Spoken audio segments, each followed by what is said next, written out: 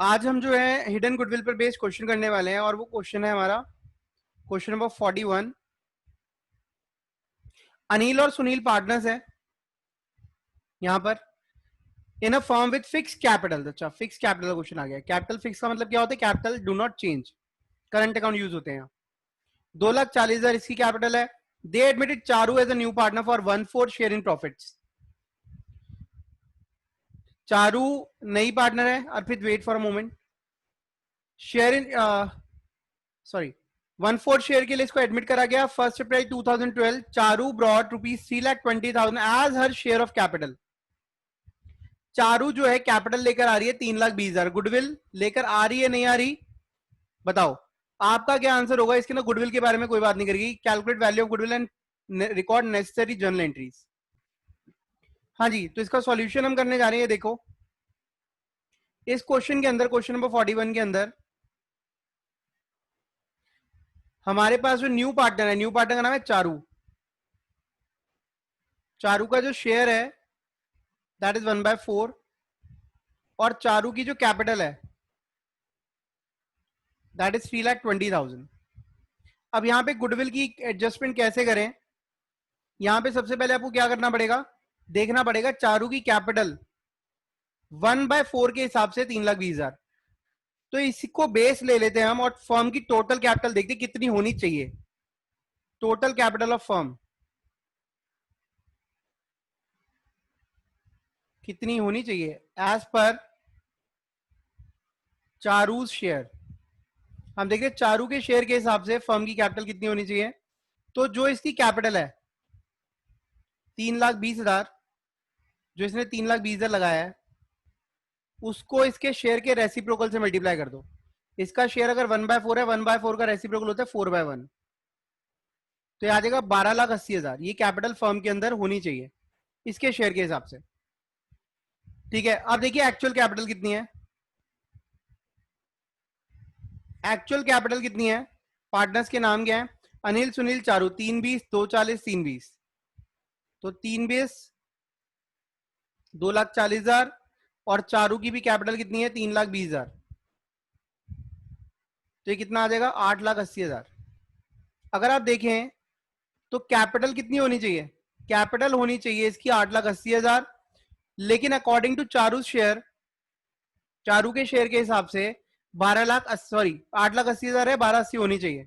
तो इसका जो डिफरेंस है, कैपिटलाइजेशन मेथड अप्लाई हो रहा है यहाँ पे।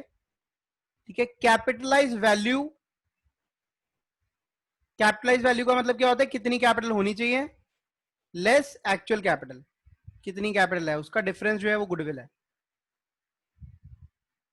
तो 12,80,000 माइनस 8,80,000, तो 4 लाख हमारी गुडविल की वैल्यू आ गई। ठीक है, अब इसकी जर्नल एंट्री किसने करी है? जर्नल एंट्री देखिए 1/4 जो है इसको पैसा लाना चाहिए था, क्वेश्चन में कहीं मेंशन नहीं है। तो हम चारू के करंट अकाउंट से पैसा काटेंगे। सबसे पहली चीज करंट अकाउंट, क्वेश्चन में मेंशन नहीं है, प्रीमियम फॉर गुडविल आया नहीं आया। तो 4 लाख का 1/4 इसको शेयर मिलेगा, तो ये 1 लाख रुपए चारू को हमने डेबिट कर दिया इसके करंट अकाउंट में। ठीक है, अब ये पैसा किसको मिलेगा? ये पैसा मिलेगा अनिल और सुनील को। ठीक है, और उनका रेशियो यहाँ गिवन नहीं है, तो बराबर बराबर। ठीक है, तो ये अनिल और सुनील के करंट अकाउंट में पैसा जाएगा। अनिल्स करंट अकाउंट 50,000 बराबर बराबर क्यों लिया? क्योंकि ओल्ड शेयर गिवन नहीं, इक्वल मानेंगे और ओल्ड ही सैक्रिफाइसिंग बन जाएगा। Sunil's current account 50,000। और ये किस चीज की एडजस्टमेंट एंट्री है? Adjustment for goodwill. ये सेकेंड एंट्री है। फर्स्ट एंट्री इसकी कैश टू कैपिटल है, कैश टू चारूज कैपिटल, ये होगी इसकी एंट्री। चारूज कैपिटल, यहां करंट अकाउंट मत लिख देना क्योंकि वो कैपिटल के लिए पैसा लेकर आ रही है 3,20,000। This is the first entry. ये हमारी सेकेंड एंट्री है एडजस्टमेंट फॉर गुडविल की। ठीक है, अगर आपने बिल्कुल ऐसे इसी तरीके से क्वेश्चन करा है तो बहुत बढ़िया है। अब हम नेक्स्ट क्वेश्चन पे चलते हैं। Question number 46। असीन और श्रेया पार्टनर्स है फर्म के अंदर। They admit Ajay as a new partner for 1/5 share of the firm. Ajay brings 5 lakh as his share of capital. The value of total assets of the firm was 15 lakh and outside liability 5 lakh. on that date. Give the necessary journal entry to record the goodwill at the time of Ajay's admission. Also show your workings. ये भी हमने बिल्कुल same तरीके से करना है. देखिए नया पार्टनर कौन है? अजय है. अजय का जो शेयर है दैट इज 1/5.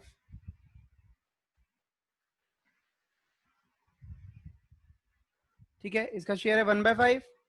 अब देखिए इसके शेयर के हिसाब से टोटल कैपिटल ऑफ फर्म कितनी होनी चाहिए?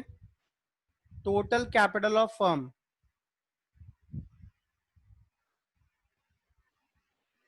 As per Ajay's share. Ajay जो पैसा डाल रहा है वो डाल रहा है कितना अमाउंट डाल रहा है? 5 लाख रुपए डाल रहा है ना. 5 लाख ही है ना. हाँ जी, 5 लाख डाल रहा है. 5 लाख को इसके रेसिप्रोकल शेयर से मल्टीप्लाई कर दो. 25 लाख फर्म की कैपिटल होनी चाहिए. अब आप मुझे ये बता दो एक्चुअल कैपिटल कितनी है? एक्चुअल जो कैपिटल कैसे निकालते हैं हम? Assets minus liabilities. Assets minus liabilities. देखिए ध्यान से समझना इसको. 15 लाख की एसेट्स है टोटल एसेट्स. ठीक है, और हमारी लायबिलिटीज जो है वो है 5 लाख की. लेकिन ये बात याद रखना ये एडमिशन से पहले की बात है. ठीक है, ये एडमिशन से पहले की बात है. वो कह रहा है एडमिशन जब हो रहा था तो इतनी एसेट इतनी लायबिलिटी थी. इसके अंदर जो अजय की कैपिटल है वो आपने ऐड करनी है एडिशनल. अजय की कैपिटल आप इसमें ऐड करेंगे 5 लाख. तो आ जाएगी actual capital of new firm. हमने न्यू फर्म की कैपिटल देखनी है कितनी है. ये आ रही है 15 लाख. अब हमारी गुडविल हिडन गुडविल यहां निकल आई. 25 लाख कैपिटलाइज वैल्यू है जो होनी चाहिए थी और 15 लाख एक्चुअल कैपिटल है जो है. 10 लाख रुपए हमारी गुडविल आ गई. इसकी आपने एडजस्टमेंट एंट्री पास करनी है. ठीक है जी, यहां पर आप कैपिटल और करंट अकाउंट दोनों में से कोई भी यूज कर सकते हो यहां. ठीक है, तो इसलिए ही दोनों ऑप्शन दिए हुए हैं.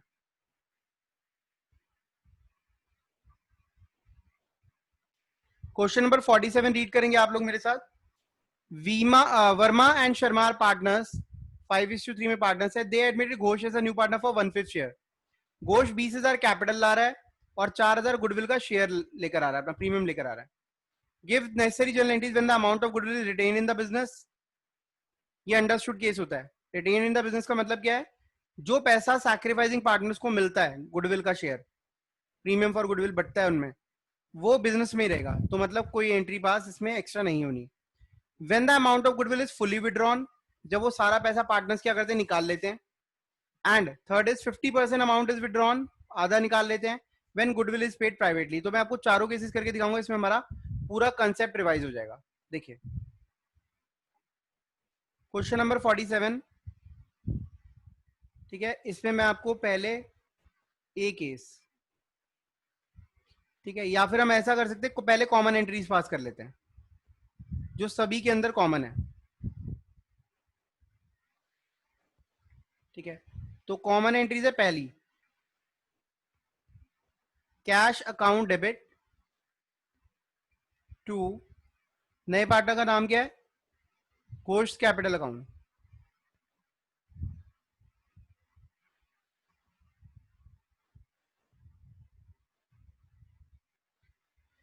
ठीक है जी, तो ये हो गया हमारा 20,000 कैपिटल लेकर आया और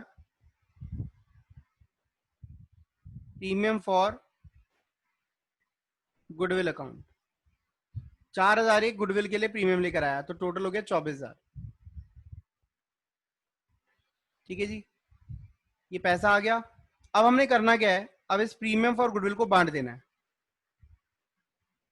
आपको तो पता ही है किस में बांटना है? सैक्रिफाइसिंग पार्टनर्स में. Premium for goodwill account debit to Verma और शर्मा. वर्मा और शर्मा के कैपिटल अकाउंट में एंट्री चली जाएगी. Verma's capital account, Sharma's capital account. ठीक है, 4,000 रुपए हमने बांट दिए ठीक है, किस रेशियो में बांटने हैं? ओल्ड रेशियो ही सैक्रिफाइसिंग रेशियो हो जाएगा, ये आपको समझ आ जाना चाहिए अभी तक। 5:3 में बांटेंगे इसको जब, तो ये हो जाएगा 2500 और 1500। ठीक है, अब आते हैं हम केसेस पर। केस ए, केस ए में जो हमारी एंट्री होगी नेक्स्ट, ठीक है, सीधा नेक्स्ट एंट्री की बात कर रहा हूं। When the amount of goodwill is retained in the business, no entry, कोई एक्स्ट्रा एंट्री नहीं है। बिजनेस के अंदर पैसा रहना चाहिए, बिजनेस में ही तो है। इनकी हमने कैपिटल के अंदर क्रेडिट कर दिया, पैसा फर्म में आया, अभी बाहर नहीं निकला। पार्टनर्स ने कहा कि पैसा जो है बिजनेस के अंदर ही रहना चाहिए, तो इसकी कोई एंट्री करने की जरूरत नहीं है। Case B, case B, case B कह रहा है सारा अमाउंट विड्रॉ कर लिया पार्टनर्स ने। तो अब देखिए, वर्मा को कितना मिला और शर्मा को कितना मिला? 2500 और 1500। तो Verma's capital account debit,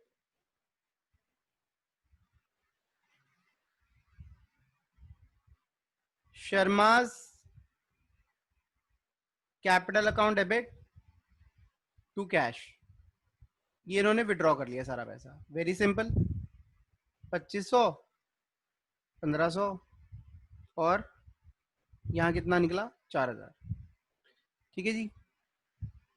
case सी, केस सी में 50% विड्रॉ करा है, मतलब 1250 और 750। तो Verma capital account, Sharma capital account to cash account, ये कितना है? 1250 और ये कितना है? 750। टोटल आ जाएगा 2000। ठीक है, अब आते केस डी। केस डी के अंदर एक गड़बड़ है, उसमें वो कह रहा है प्राइवेटली दे दी पार्टनर्स ने, तो प्राइवेटली दे दी तो ये वाली entry not in case D. Case D के अंदर आप ये वाली एंट्री नहीं करेंगे।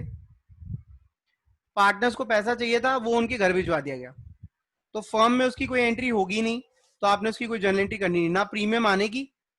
ठीक है, याद रहे ये वाली एंट्री भी नहीं होगी प्रीमियम आने वाली। Not in case D, not in case D. यहां पर 4000 कम हो जाएगा और ये वाला 4000 का प्रीमियम खत्म हो जाएगा।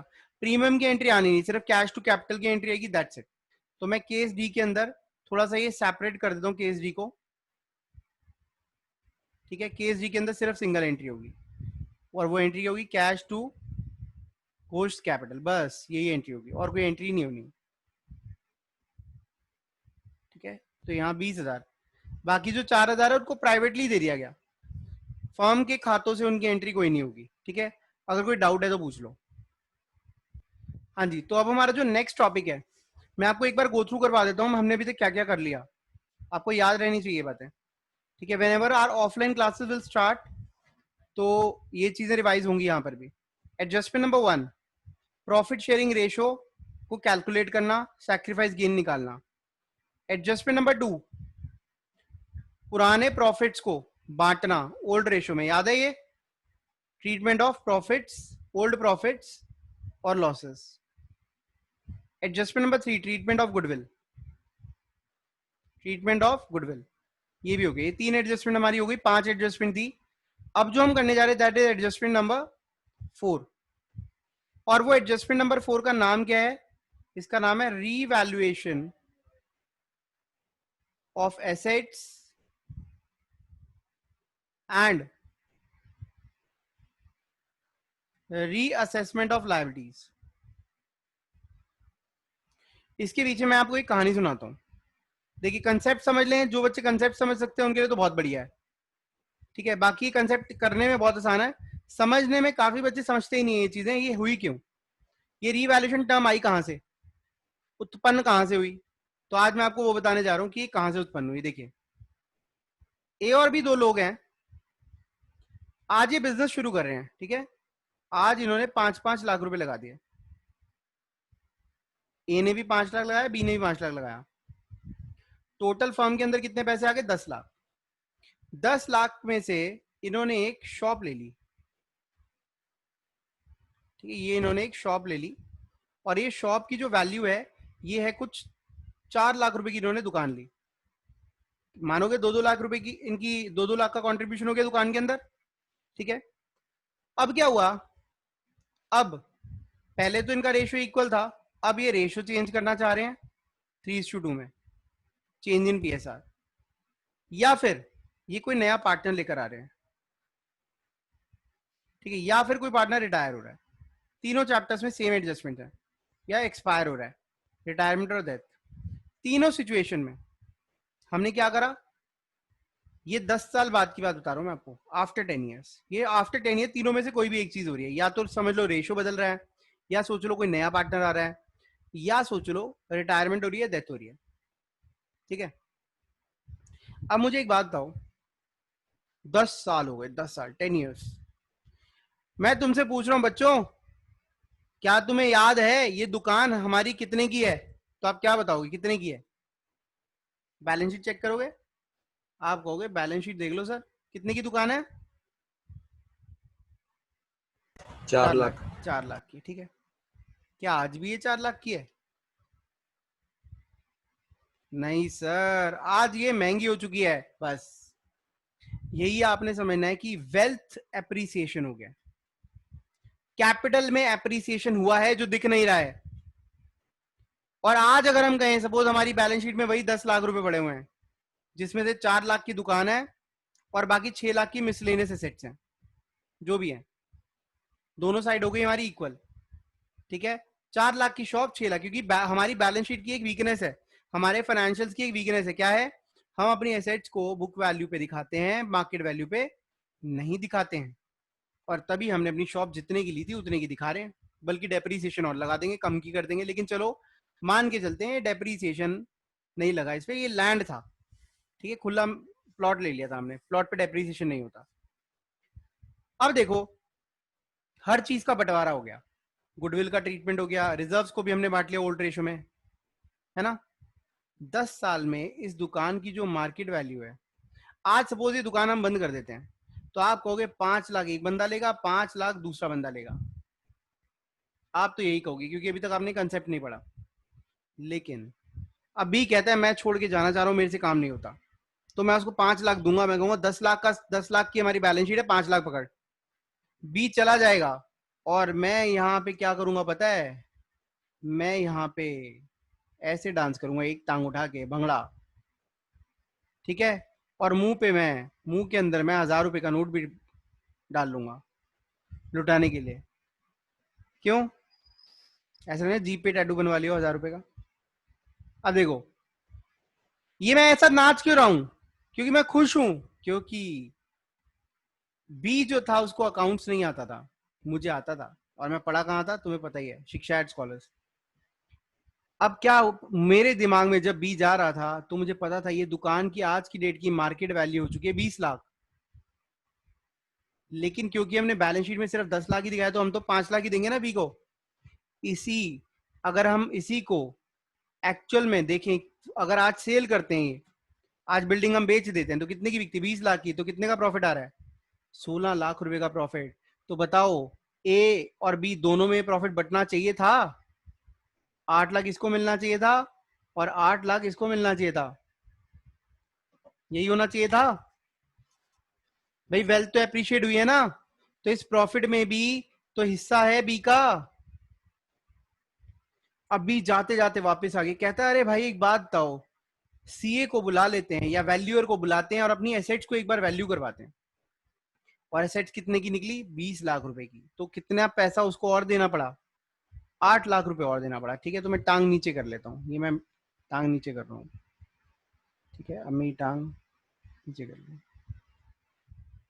ठीक है, हाथ भी नीचे करने चाहिए वैसे, लेकिन अभी टाइम नहीं है, समझ आ गई बात।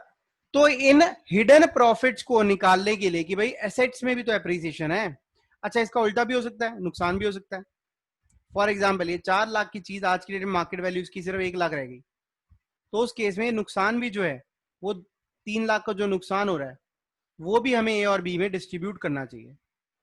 तो इसी पर्पस के लिए कैपिटल में एप्रिसिएशन रहा है, एसेट्स की वैल्यू बढ़ रही है या कम हो रही है, उसको भी हमें एडजस्ट करना है। इसी के लिए हम इसी प्रोसेस को हम बोलते हैं रीवैल्यूएशन, ठीक है। हम अपनी एसेट्स और लायबिलिटीज को रीवैल्यू करते हैं, ठीक है। अब जब रीवैल्यू करते हैं तो यहां पर हमने किन दो चीजों को रीवैल्यू करा, एसेट्स को भी रीवैल्यू करा, एसेट्स कितने की आज की डेट में, और लायबिलिटीज को भी रीवैल्यू करा। ठीक है। अब एसेट्स को जब हम रीवैल्यू करेंगे तो दो केसेस होंगे। पहला, या तो एसेट्स की वैल्यू बढ़ जाएगी, इंक्रीज इन वैल्यू, या फिर एसेट्स की वैल्यू गिर जाएगी, डिक्रीज इन वैल्यू। आप लोगों को एसेट्स को बढ़ाना और कम करना तो आता ही है। एसेट्स की वैल्यू बढ़ना आपके लिए प्रॉफिट्स हो जाएंगे और एसेट्स की वैल्यू घटना आपके लिए क्या होगा, लॉस। यहां आपको खुशी होगी, यहां आपको उदासी होगी, ठीक है। और इनकी जर्नल एंट्री क्या होगी, अगर एसेट्स की वैल्यू इंक्रीज हो रही है तो एसेट्स क्या होती हैं, डेबिट। ये फायदा है, और फायदा कहां जाता है, फायदा जाता है प्रॉफिट एंड लॉस अकाउंट में। बस प्रॉफिट एंड लॉस अकाउंट की जगह आपने एक नया नाम लिख देना, profit and loss adjustment account, और इसी अकाउंट को हम बोलते हैं रीवैल्यूएशन अकाउंट, ठीक है। और अगर एसेट्स की वैल्यू डिक्रीज हो गई तो क्या करोगे, तो उस केस में एसेट्स को आप क्रेडिट कर दो,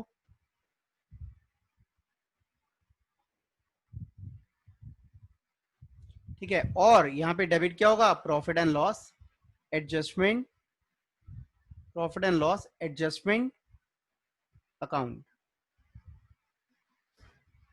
और यही हमारा रीवैल्यूएशन अकाउंट है, ठीक है। तो रीवैल्यूएशन अकाउंट और profit and loss adjustment account में कोई फर्क नहीं है, ठीक है जी।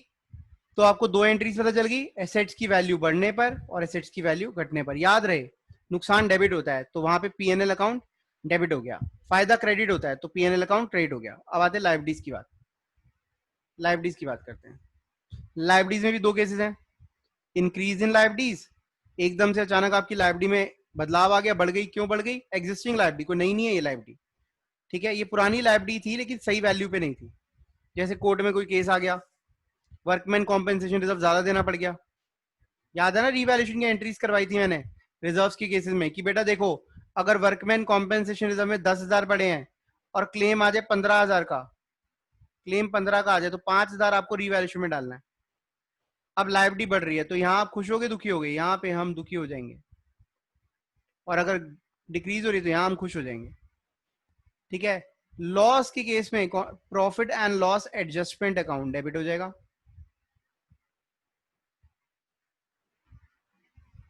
ठीक है। और क्रेडिट क्या होंगी, लायबिलिटीज बढ़ती है तो क्रेडिट, लायबिलिटीज बढ़ गई ना तो लायबिलिटी को बढ़ा दो, ठीक है। और अगर प्रॉफिट हो जाता है तो लायबिलिटीज कम हो रही है, लायबिलिटीज कम हो रही है तो डेबिट, और profit and loss adjustment account को या फिर रीवैल्यूएशन अकाउंट, ठीक है। आगे से मैं रीवैल्यूएशन अकाउंट लिखूंगा, आप क्रेडिट कर दो, ठीक है जी। चलो अब वापस ऊपर चलते हैं। मेरी एसेट्स 50,000 से बढ़ गई और कुछ एसेट्स 5,000 रुपए से कम हो गई। कुछ एसेट्स बढ़ती हैं, कुछ कम भी होती हैं भाई, ठीक है जी। 50 से बढ़ी, 5 से कम हुई, कितने का प्रॉफिट आया, 45,000 का प्रॉफिट हो गया। लायबिलिटी जो थी 10,000 से बढ़ गई, ठीक है, और 5,000 से कम हो गई, तो यहां पे कितने का नुकसान हो गया हमें, 10,000 से बढ़ रही है, 5,000 से कम, नेट लॉस कितना आ गया, 5,000 का लॉस आ गया। ऊपर 45,000 का प्रॉफिट, नीचे 5,000 का लॉस, ठीक है। अब देखिए लास्ट एंट्री, ये जो प्रॉफिट और लॉस है पुराने पार्टनर्स का, याद रहे ये पुरानी एसेट्स को हम रीवैल्यू कर रहे हैं, पुरानी लाइबिलिटीज को रीवैल्यू कर रहे हैं। अब distribution of revaluation, distribution of revaluation profit और लॉस,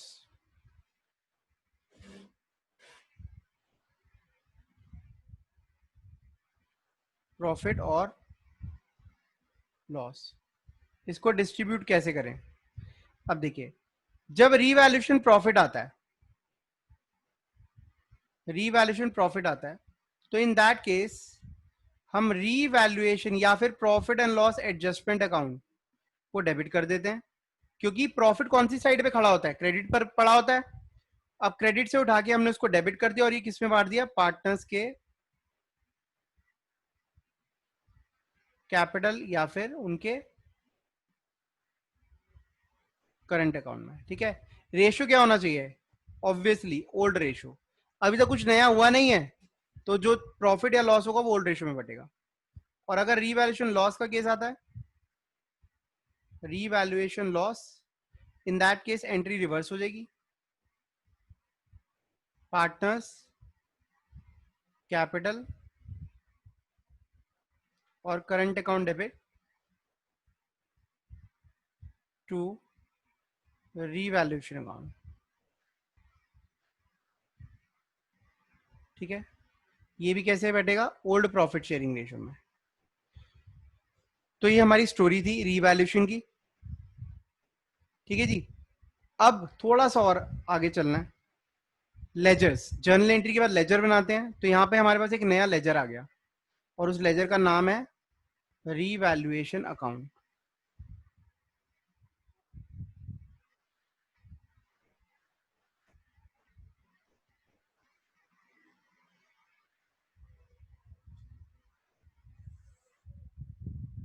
देखिए, तो यहाँ पे हम कौन सा अकाउंट बनाने जा रहे हैं, रीवैल्यूएशन अकाउंट या फिर profit and loss adjustment account. देखिए, ये डेबिट, ये क्रेडिट साइड, ये खुशी वाली साइड है, याद रहे प्रॉफिट्स आर ऑलवेज क्रेडिटेड, ये दुख वाली साइड है, लॉसेज है।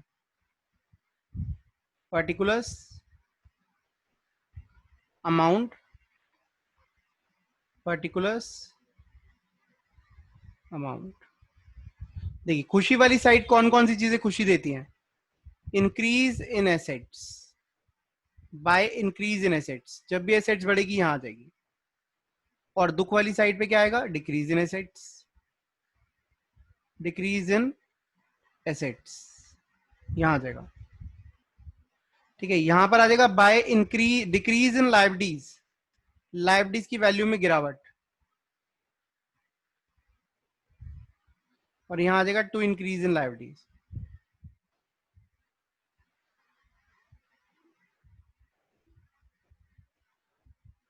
देखिए, मैंने क्या कहा था, एसेट्स अगर 50,000 से बढ़ रही है, 5,000 से कम हो रही है, तो कितने का प्रॉफिट, 45 का।